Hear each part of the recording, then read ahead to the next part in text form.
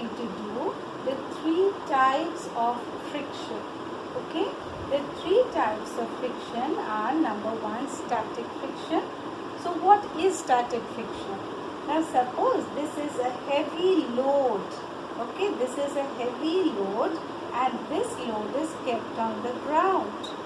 Will the load automatically start moving? No.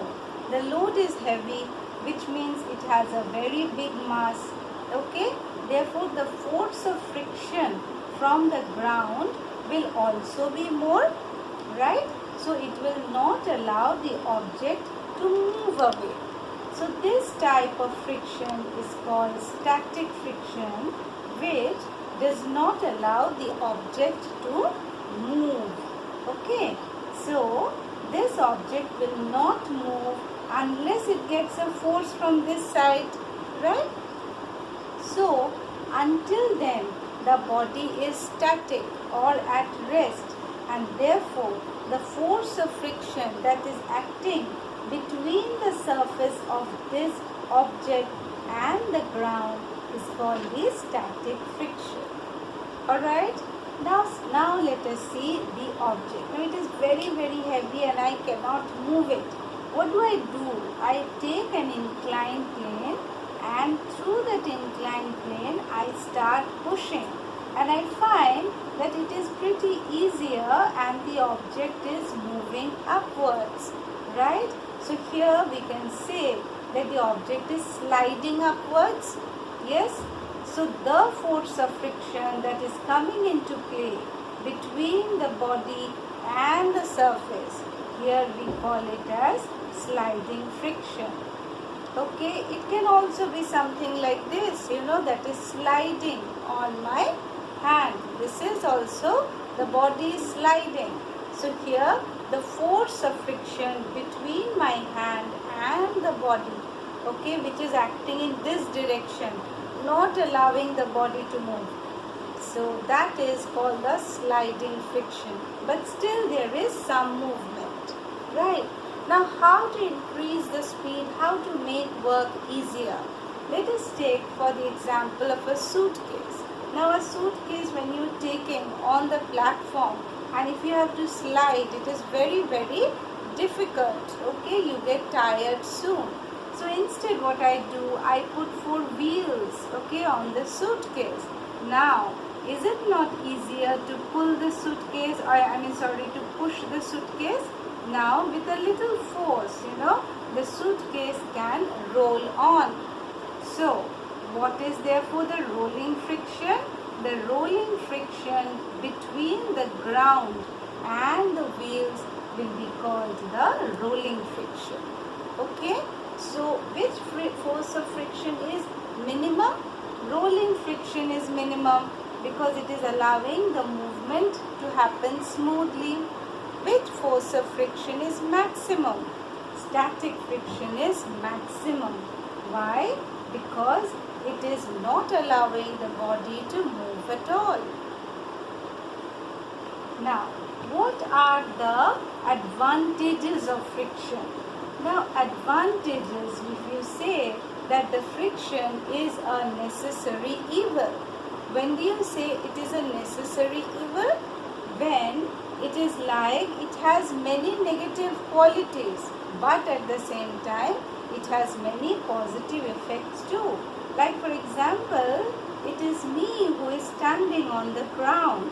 Now had there been no force of friction, what would have happened? I would have slipped and fall.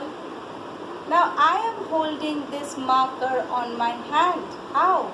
Because I have a grip, right, with the grip, and that is nothing but the force of friction which is helping me to hold the pen, right? So in all these cases, walking, running, that is why you will see, on the groove of your, the sole of your shoe has grooves. Or like for example, the tires of the car will have these grooves. Now why are these grooves there? The grooves are there so that it does not slip, because if it slips it may cause accident. So I need proper friction with the ground, right? and friction can be possible only when the surface is little rough. So the wheel is made rough with these grooves, or the sole of your shoes are made rough with the grooves. Okay, so these are the various advantages of friction. The disadvantages of friction would be that it causes wear and tear.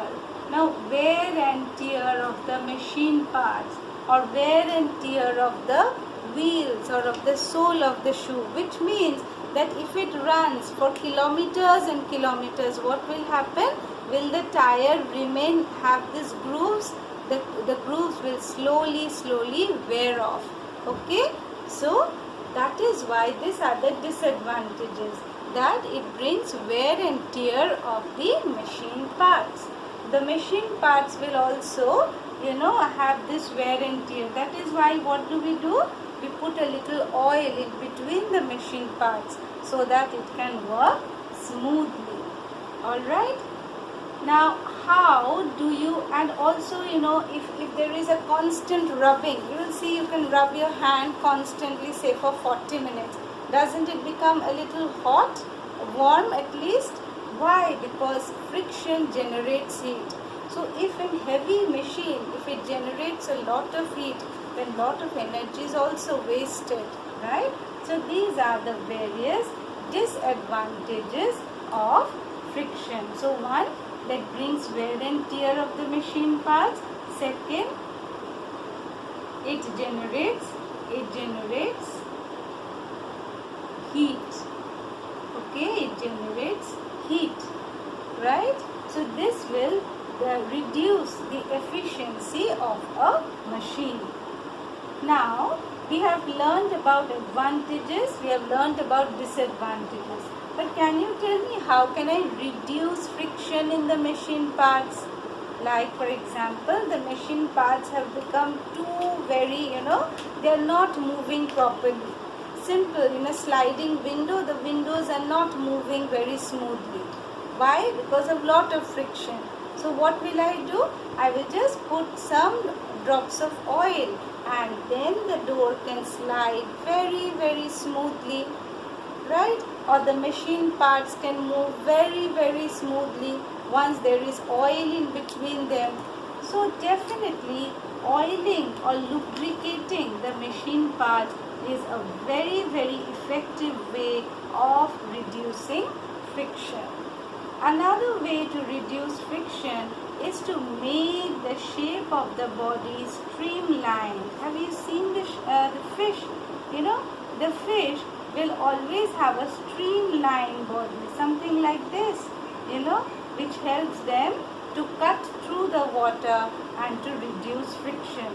That is why the boats are also streamlined in shape. The aeroplanes are also streamlined in shape so that it can reduce friction with air. Okay, and number 3, we can reduce friction by having this ball bearings. What are the ball bearings in the cycle? You can see they are the ball bearings, okay, which helps to reduce friction. Hope the chapter is clear to you now. Please read the chapter and I'm sure you will understand. Thank you.